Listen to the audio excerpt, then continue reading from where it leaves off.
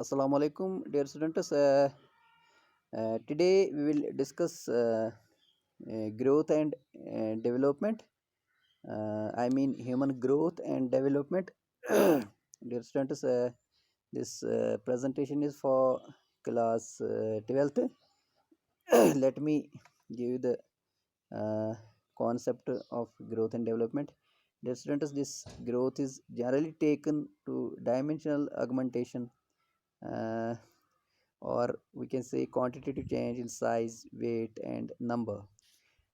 Dear students, simply it is used for growth in physique, weight, and height of the body. Uh, their students, development is a series of this orderly progression of changes towards the goal of maturity. Orderly refers to the arrangement of the changes, that is, one change cannot occur without the occurrence of certain preceding change. Generally, the term development is used for development of physical, mental, intellectual, and creative powers of a person. Uh, Students, maturation is that growth and development which takes place before any learned or unlearned behavior occurs. Dear students, let me here just give you kind of sort of difference that is there in between growth and development. Generally, growth and development are used as having the same meaning, but they are quite separate things. There is no doubt in the fact that both these terms have intimate relation with each other. Both of them reveal this fact that how much change has taken place in the physical, mental, emotional, social, and moral aspects of the child since its conception in the womb of mother. Uh, but they are quite separate things in spite of close relation between them. The following facts will show the difference between them. Point number one, dear students, growth reveals a spatial aspect of change in the process of full development, but development reveals all aspects of change in the personality of an individual. In this way, growth is uh, simply a part. Dear students, the word growth uh, generally points towards the quantitative change which has taken place, but the word development reveals not only the quantitative changes in the person but also qualitative changes in his personality, behavior, and overall working capacity. Uh, Point number three, the student, the process of growth does not continue till the end of life. It comes to an end when an individual acquires maturity. But the process of development continues uh, during the whole life term of a person. We can say the development continues till the end of the life of a person. Dear students, uh, there are different, what I should say, differences besides these three. Uh, Let me here just give some shortcut pointers that are related to this growth and development. Dear students, there are some main principles of growth and development which govern its pattern.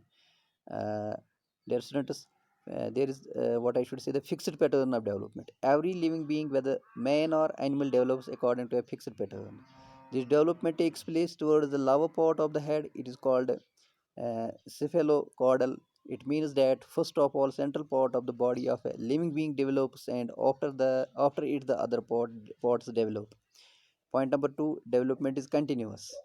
It means that development takes place continually from one stage to the next stage. The development of one stage influences the reactions of the next stage. Point number three, development proceeds from general to specific. Dear students, the child learns, first of all, to speak general words. He learns to speak specific words after that. Similarly, his body first develops in general parts. After his body develops in specific parts. My dear students, we can say uh, besides these principles, there are students the different stages of human development. dear students, that psychologists have developed several theories which explain child development from different angles.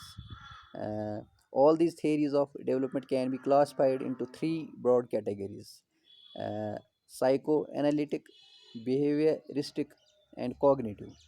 Dear students, these theories provide a developmental pattern to child growth and development. Psychoanalytic theory is given by Sfred and Erikson.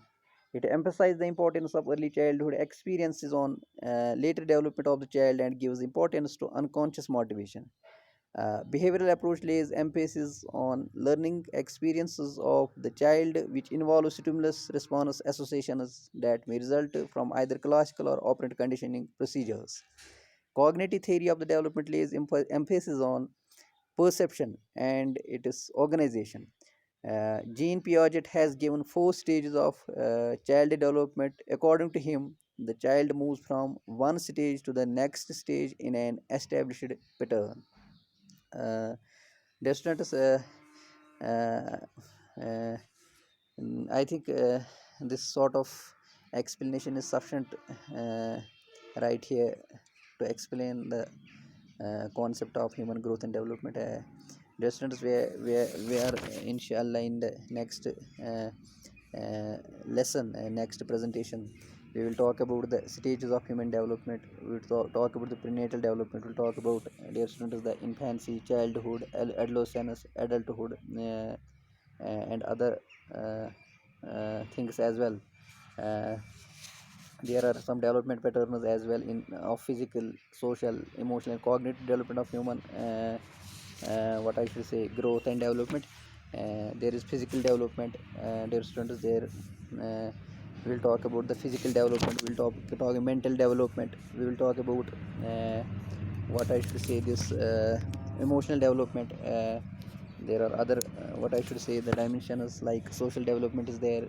Uh, Dear students, inshallah, in the next presentation, we will talk about all these stages uh, as well. Uh, Thank you.